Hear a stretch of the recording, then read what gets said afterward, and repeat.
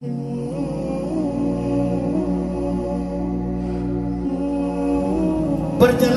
1.500 km. Berulang-ulang saya katakan jarak antara Mekah dan Madinah, Madinah dan Mekah, Mekah sampai ke Sidratul Muntaha.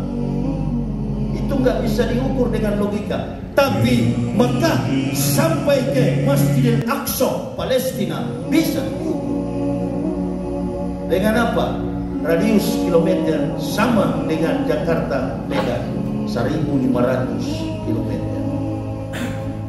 Dari Masjidil Haram sampai ke Masjidil Aqsa, 1.500 km.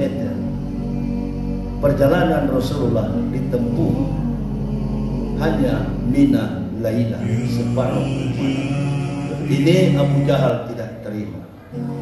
Bukankah kamu tahu Muhammad, nenek moyang kita dari Mekah menuju Palestina menempuh perjalanan memakan waktu timingnya 40 hari 40 malam. Bagaimana mungkin antum ini cuma semangat?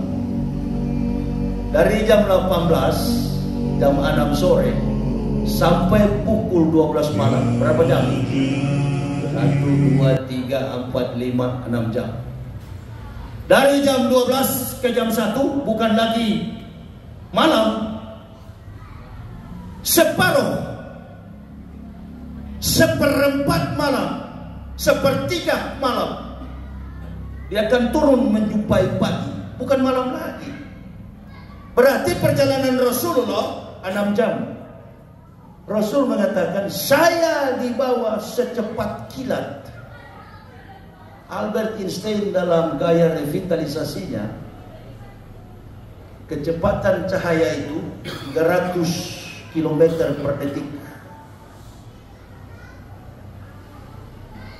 Cahaya sampai ke bumi ketika terbit matahari sampai ke bumi 4,8 menit. Sedangkan Rasulullah mengatakan dalam kesaksiannya, saya dibawa secepat kilat.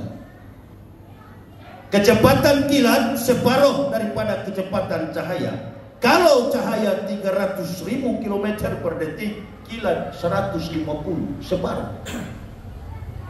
Kalikan saja 6 jam dikali 1.500, 150 km per detik.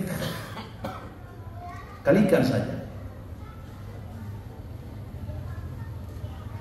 Berarti berapa jam Rasulullah menempuh perjalanan? Kalau Medan Jakarta, Jakarta Medan, saya pernah tanya seorang pilot, Mister, you terbangkan Lion Air dari Jakarta ke Medan, jaraknya 1.500 km, berapa kecepatannya? 800 knot, menempuh perjalanan 2 jam 10 sampai 15 menit. Rasulullah 6 jam.